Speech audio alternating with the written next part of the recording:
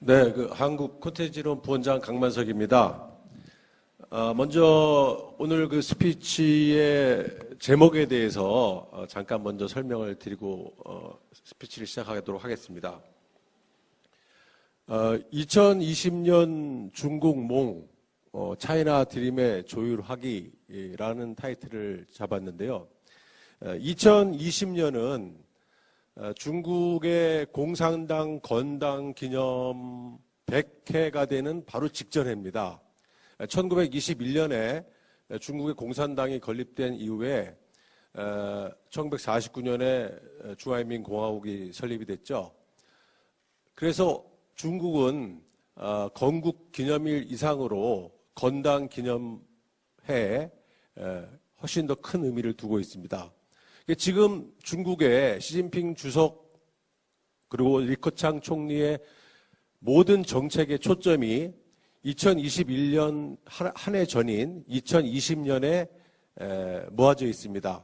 예를 들어서 리커창 총리의 도시화 정책이라든지 시진핑 주석의 1대1로 정책이라든지 아니면 신창타이 정책이라든지 이런 모든 정책이 2020년에 한 단계 다 모아져 있고요. 또 문화산업 분야에 있어서도 대단히 중요한 목표점을 2020년에 두고 있습니다.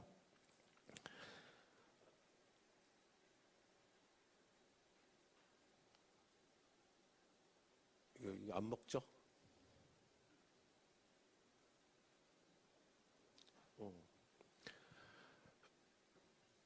지금으로부터 15년 전쯤에 2001년도에 중국이 WTO에 가입했습니다.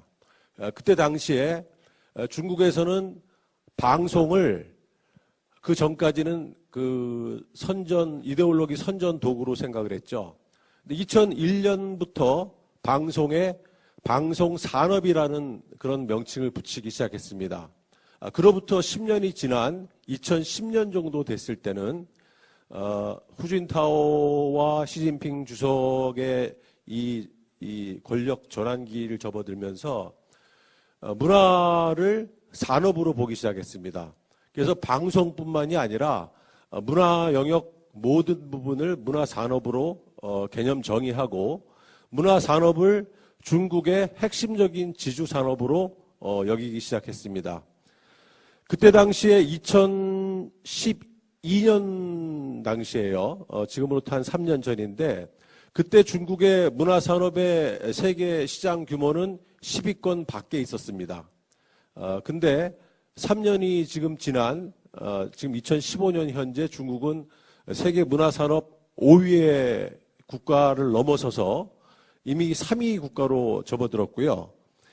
여기 표에서 보듯이 이미 내년 혹은 내후년까지는 일본을 추월해서 세계 2위의 세계 콘텐츠 대국이 되고요. 2020년에 접어들면서는 미국과 어깨를 겨루겠다라는 그런 정책 목표를 삼고 있습니다. 지금도 미국과 견주어 봤을 때 특정 문화산업 영역에 있어서는 이미 미국을 추월하고 있죠. 3D 영화 부분이라든지 게임 부분이라든지 여러 가지 영역에서 이미 미국을 추월하고 있는 부분들이 진행이 되고 있습니다. 중국이 이런 굉장히 빠른 속도로 문화산업의 강국이 되는 과정을 밟고 있는 사이에 저희 한국의 콘텐츠 역시 중국을 무대로 삼아서 굉장히 많은 도약을 했습니다. 1994년에 이때 당시는 저희 사랑이 뭐길래라는 MBC 드라마가 중국에 런칭돼서 한류를 달구기 시작했던 시기인데요. 이때 이미 패션 회사인 이랜드, 우리나라에서는 중소기업에 불과했던 이랜드가 이미 1994년에 중국에 진입해서 이미 20년이 지난 지금은 7,000개의 매장 또 43개의 브랜드를 갖고 연평균 77% 정도의 성장을 이루고 있고 중국에서 대박이 친 사업을 하고 있습니다. 크로스파이어 게임, 패션과 더불어 게임도 역시 텐센트 퍼블리셔로서 연매출 1조 5천억, 동시 접속자 600만 명에 이르는 여전히 온라인 영역에서의 어떤 게임 강자로서의 자리를 잡고 있고요.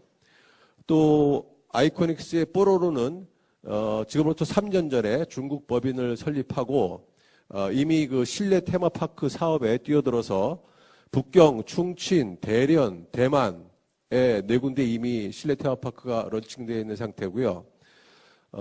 파생 상품 역시 300여 개에 달하는 상품들을 시장에 내놓고 있고, 내년 2016년에는 20개 정도의 테마파크가 설립될 예정입니다. 이미 뽀로로 실내 테마파크의 이 매력을 느낀 중국의 국경기금이라는 기금회사에서 이미 투자 의향을 보이고 있고, 빠른 속도로 실내 테마파크 사업을 확장시키고 있습니다. 뭐 여러분도 잘 아시다시피 2014년과 2014년 아빠 어디 가라라는 이런 그 우리의 방송 포맷이 중국의 예능 산업을 이끌었고요. 또 이런 포맷에 대한 지속적인 수출과 더불어서 중국에서도 거기에 따른 뭐 규제 조치도 많이 잇따른 바 있습니다. 별에서 온 그대는 2014년에 중국에서 사랑이 뭐길래 또 일본의 겨울 연가 이후에 새로운 신한류의 이 기원을 알렸다라고 그렇게 할 정도로 큰 반향을 일으켰고, 중국의 정치 상무위원들조차도 왜 우리는 이런 콘텐츠를 만들지 못하냐라는 그런 지적을 한 바가 있습니다. 별에서 온 그대는 지난주인가요? 지지난주에 언론지상에서 드라마 테마파크가 지금 사업이 건설 추진 중에 있다라는 보도까지 나온 바 있습니다. 아래 부분에 뭐 그렇다고 중국도 우리에게 한국만 중국에 들어간 건 아닙니다.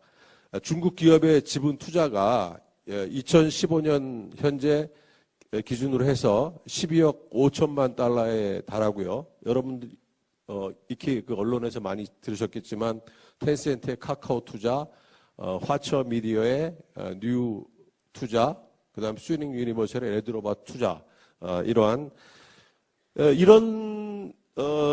한국과 중국 간의 콘텐츠 산업 영역에서 이런 교류는 뭐 최근 들어서 중국 자본에 대한 어떤 경계심이라든지 아니면 뭐 한국의 중요한 인력들이 유출된다라는 그런 지적들도 있지만, 어떻게 보면 한국과 중국의 문화산업 혹은 콘텐츠 산업 영역이 서로 자본의 영역, 인력의 영역, 또 여러 가지 기획의 영역, 소재의 영역, 이런 것들이 엉켜가는, 서로 이렇게 섞여가는 그런 과정에 있다라고 보여지고, 제가 생각하는 차이나 드림의 조율하게라는 주제하에서는 긍정적인 방향으로 가고 있다라고 저는 생각합니다. 지난 15년 동안에 뭐 길게는 20년, 지난 15년 동안에 한중 간의 그런 콘텐츠 시장 영역에서의 교류가 여태까지 쭉 확장되어 왔다면, 그 앞으로 5년은 어떻게 될까요? 10월 26일부터 29일 날 이번 올해 열린 그 18기 중앙위원회 제5차 전체회의 5중 회의라는 데서 앞으로의 5년의 방향이 결정되었습니다. 신창타라고 알려지는 이런 새로운 경제성장 로드맵에 따르면 먼저 중고속 성장, 다시 말해서 앞으로는 양적 성장보다는 질적 성장, 내수시장 위주의 그런 강화, 그리고 중국산이면 다 짝퉁이고 싼 것이다 라는 거에 대한 이미지를 벗어나려는 그런 노력이 한 가지고요. 두 번째는 친환경정책, IT 기반의 성장 추진으로 문화산업에 대한 육성을 하겠다. 리커창 총리의 그 박사학위 논문이 도시화 정책입니다.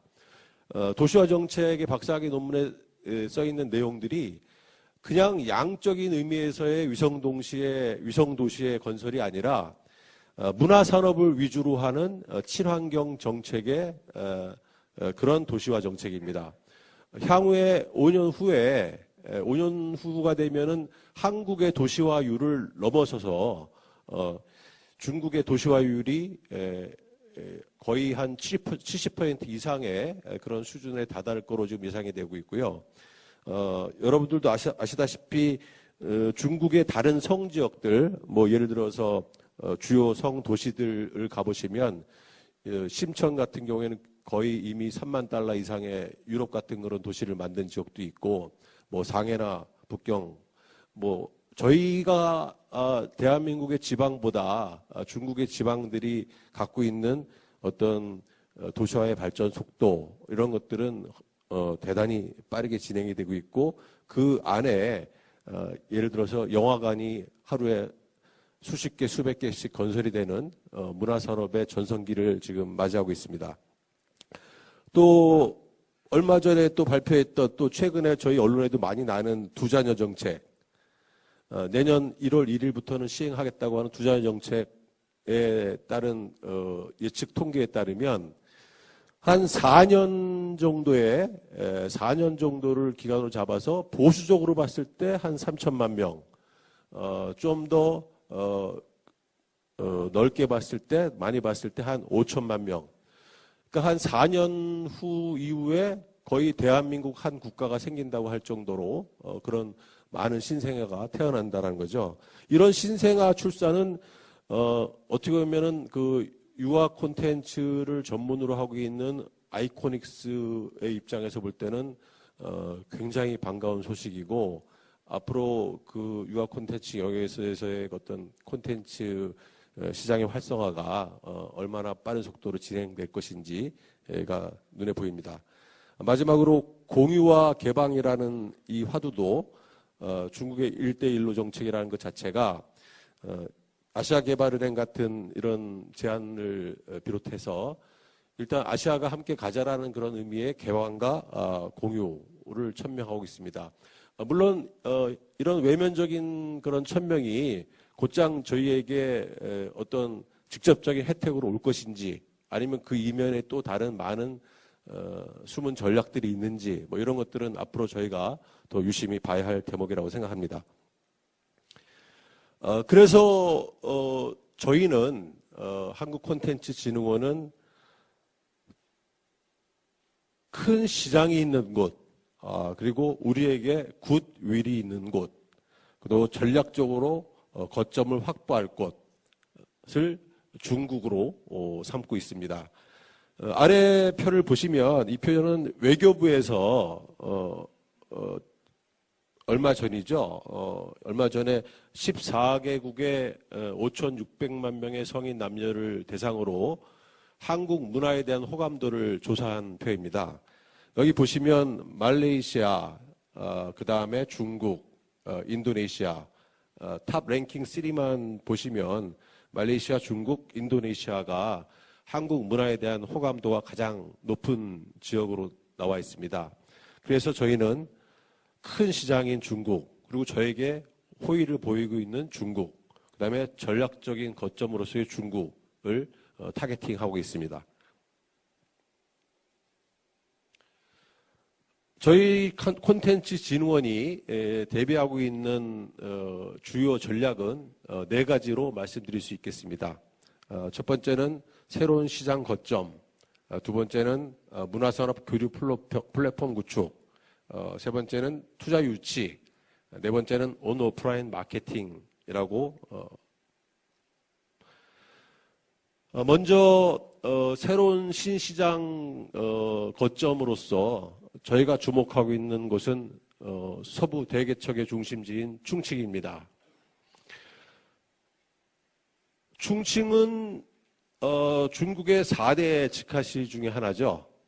인구 3,300만 명으로 중국에서, 아니 그 세계를 통틀어서 아마 가장 많은 인구를 갖고 있는 도시일 겁니다. 그리고 충칭의 지금 성장률이 중국이 최근 들어서 6, 7% 경제 성장을 하고 있는 것에 비해서 충칭은 작년에도 11% 두 자리 숫자의 경제 성장률을 보이고 있습니다. 특히 저희가 주목하는 문화산업의 영역에 있어서는 북경이나 상해가 6천억 위안 정도의 문화산업 규모를 보이고 있는 반면에 중경은 지금 500억 위안 정도의 문화산업 규모를 보이고 있고요. 한 12배, 10분의 1 정도 되죠. 근데 연간 성장률은 20% 이상의 고속 성장을 하고 있습니다. 이것은 남아있는 잠재 시장의 잠재력이 얼마나 큰 것인가를 보여주는 통계라고 생각을 합니다.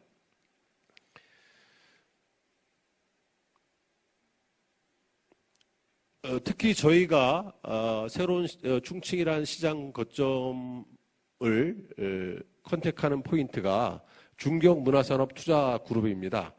중경문화산업투자그룹은 중경시 그 선전부의 출자로 설립된 기업이고요. 문화산업 전반에 대한 국유자산 관리 감독 기능을 하고 있습니다.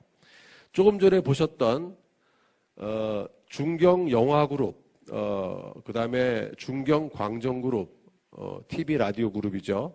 그 다음에 중경보업그룹, 출판에 관련된 기업 그룹, 그 다음에 중경기금, 이런 여러 문화산업 영역에 있어서 장르의 이런 그룹들이 모두 다 이 중경문화산업그룹의 산하에 포진되어 있는 그룹들이고, 중경문화산업투자그룹은 이들에게 국유자산에 대한 관리 권한이 있기 때문에 약간 상위의 개념에서 이들 그룹들에 대한 어떤 지시 혹은 지원, 상호협력 이런 것들을 하고 있습니다. 중경문화산업투자그룹과 저희가 12월 초에 중경현지에서 MOU를 할 예정인데요. 중경시가 저에게 바라는 것은 중경과 한국 콘텐츠 기업 간의 합작 콘텐츠에 대한 발굴, 그리고 중경의 문화산업투자기금이 한 8천억 원 정도가 있는데요. 중경문화산업투자기금을 한국 기업과 중경시의 문화산업 기업 간의 합작 사업에 자기네들이 무조건 투자하겠다라는 거고요. 또 중경시의 인력 양성 사업에 대한 교류, 해마다 문화교류 행사를 문화산업 포럼과 한국 콘텐츠 전시회를 하겠다는 것, 그 다음에 문화창의산업 입주기업에 대한 토지세금 투자 지원, 이런 것들을 약속을 했습니다. 근데 특히 중요한 것은 중경 직할시와 저희 한국 콘텐츠 기업 간의 합작 사업에 대해서는 중경의 투자 기금을 투자하게 돼 있고요. 또 중경시에서 만들고 있는 한중 문화산업 교류 촉진센터라는 게 있습니다. 그것과 저희가 중경에 설립할 충칭 대표처가 배타적인 익스클루시브한 창구로서 역할을 하자라는 그런 부분까지도 협약이 되어 있는 상황입니다. 왜냐하면 그 전에 너무나 많은 한국 사람들이 와서 어떤 사업을 한다고 했는데 그들의 공신력에 문제가 있다 보니까 코카 같은 공공기관이 어떤 익스클루시브한 윈도우로서 역할을 해달라는 그런 부탁을 받고 있습니다. 두 번째, 저희가 만들고 있는 한중 문화산업 교류 플랫폼 구축에 대한 부분입니다. 하나는 북경에 저희가 설립할 예정인 K-콘텐츠 비즈센터하고요. 또 하나는 한중 정보 DB 구축입니다. 다시 말해서 하나는 로케이션, 공간에 대한 플랫폼을 만드는 것이고요. 또 한 가지는 지식 정보에 대한 플랫폼을 만드는 겁니다. 지금 북경에 설립할 예정인 K-콘텐츠 비즈센터는 여러분들 가보신 분들도 계시겠지만 그 798, 751 디파크 지역에 지금 설립을 검토하고 있고 현재 용역 수행 중에 있고요. 중경 대표처는 내년 상반기에 저희가 설립할 예정입니다. 이런 중경이나 북경의 공간적 플랫폼을 통해서 한국 콘텐츠 사업자분들께 법률이나 회계, 그다음에 현지 설립의 어떤 이 역량이 부족하신 분들에게는 사무 공간을 제공해주고 또 여러 가지 통번역 지원을 해주는 서비스를 할 예정입니다.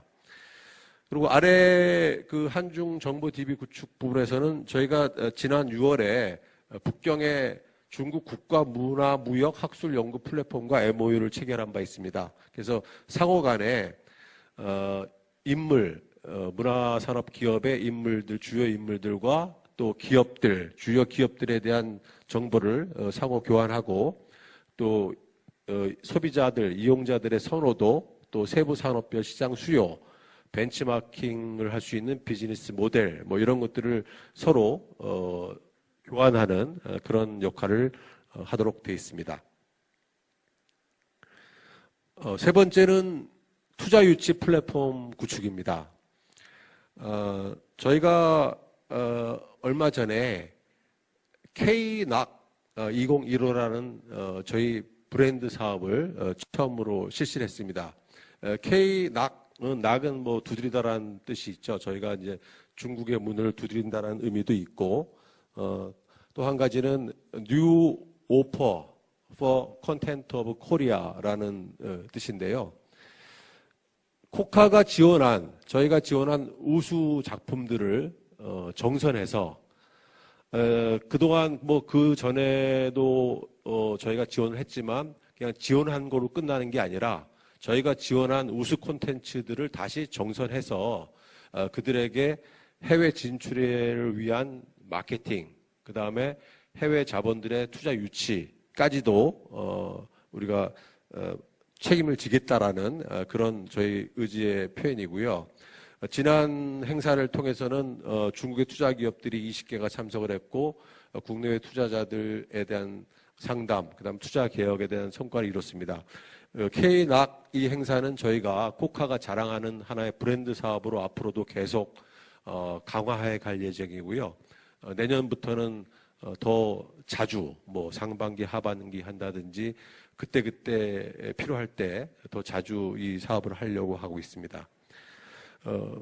또 나머지 두 가지 부분은 이제 문화창조 벤처 단지, 융합벨트 사업의 일환인 문화창조 벤처 단지, 지금 청계천 거의 옛날 관광공사 건물을 리모델링해서 만든 벤처 단지와 대학로에 있는 콘텐츠 코리아 랩을 저희가 국내외 투자 유치의 플랫폼으로 충분히 활용할 예정입니다. 그래서 특히 뭐 중국이라든지 인도네시아라든지 여타 유럽 국가들이라든지 이런 국가의 투자자들이 저희 한국 기업에 대한 투자에 관심을 갖고 오는 분들이 여기를 항상 방문해서 한목의 우수한 콘텐츠들 사업자들과 접촉할 수 있도록 뭐 이런 생각을 갖고 있습니다. 그래서 뭐 최근에 들어서 나타나고 있는 아주 어떻게 보면 특이한 현상이라고 말씀드릴 수 있는데요. 중국의 투자 기금 회사들이 이제는 저희를 찾아오고 있습니다. 그전에는 저희가 찾아갔다면 요즘은 그들이 저희를 찾아오고 있습니다. 중차의 문화 미디어 투자 회사라든지 테크코드라든지 DT캐피탈, CT캐피탈, 화홍그룹, 수많은 그전에는 저희가 뭐 잘 몰랐던 다들 자금 규모가 수십조에 이르는 이런 중국의 기금 회사들이, 투자 기금 회사들이 한국의 문화산업 기업들을 찾으러 저희를 방문하고 있습니다. 네 번째는 온오프라인 마케팅 플랫폼 지원입니다. 지난 몇 개월 전에 저희가 상해에서 코트라와 더불어서 2015 코리아 브랜드 상품 박람회를 개최했고요. 이거는 지금 저희 문화부가 지향하는 콘텐츠 플러스 융합 모델을 통한 대규모 프로모션 사업을 진행하고 있고, 그거에 이런 융합 모델, 융복합 콘텐츠 사업, 콘텐츠 플러스, 콘텐츠와 비콘텐츠 기업들이 같이 융합해서 세계 시장을 나가는 이런 모델이 앞으로는 더욱더 확장돼 나갈 계획입니다. 그리고 아래 부분은 얼마 전에 저희가 옛날에 LG 에드죠. 지금 HS 에드라고 이름이 개칭된 HS 에드가 북경 현지에서 웨이신을 활용해서, 위챗을 활용해서 하고 있는 온라인 기반 마케팅 플랫폼 사업에 대해서 이름이 한즈멍인데요. 이런 한지멍이라는 플랫폼을 활용해서 한국 콘텐츠가 중국 시장에 진출하는 그런 사업을 함께 도모하고 있습니다.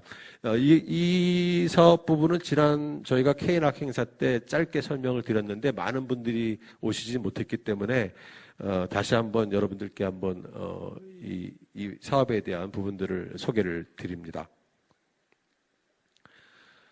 지난주 11월 11일이 그 알리바바의 마윈이 만든 천재적인 마케팅 전략으로 만든 광곤절, 뭐 광한절이라고도 하고 중국말로 꽝꾼지회라는 이 행사가 있었습니다. 뭐 신문지상에도 많이 나왔지만 하루 매출액이 16조 4,980억 원. 이 금액은 아마존의 1년 매출액의 반 이상에 해당되는 매출액이라고 하죠. 시작하자마자 10초 지나서 1억 위안, 12초 지나서 10억 위안, 12분 28초 지나서 100억 위안을 달성했고 마지막으로는 912.17억 위안, 24시 현재 이런 어마어마한 기록을 남겼고 이 마윈의 그 알리바바 본사는 항저우에 있습니다. 항저우에 있는데 미국 낙스닥에 상장하기 이전까지만 해도 항저우의 그 본사 전광판에 그냥 중국 지도만 걸려 있었습니다. 근데 미국의 낙스닥 상장 이후에는 이제는 세계 지도가 걸려 있고 이런 전 세계 매출이 이들이 얘기하는 2015년 슬로건이 세계를 흔들자라는 슬로건처럼 지금 세계를 흔들고 있습니다. 이 덕분에 한국의 여러 기업들도 우리 라인 프렌즈 완구류가 판매 1위를 했고 3시간 만에 15억 원의 매출을 달성했습니다.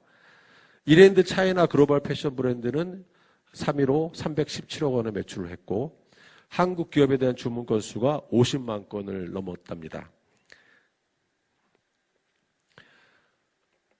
지금 2020년을 5년 남겨두고 있는 지금 중국은 개혁과 개방이라는 새로운 질적 성장의 단계에 접어들었고요. 또 중국의 콘텐츠 산업은 아까 말씀드린 대로 2001년에 WTO에 가입하면서 시작했던 그런 방송 산업, 또 그 이후에 문화 산업, 15년이 지난 지금의 이 발전 속도가 앞으로 5년 안에 벌어질 발전 속도를 저는 못 쫓아갈 거라고 생각합니다.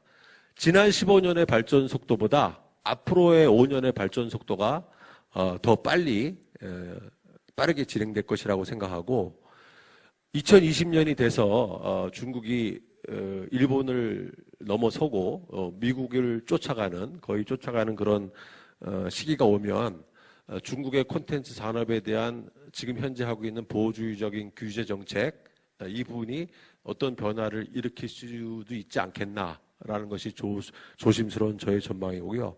그런 앞으로의 5년을 저희가 준비해야 된다고 생각하고 세계가 주목하는 거대한 시장인 그 중국 이들이 우리들에게 먼저 손을 내밀고 있기 때문에 저희들도 차이나 드림에 조율을 해가면서 저희의 콘텐츠 산업을 발전시켜야 한다라는 생각입니다. 고맙습니다.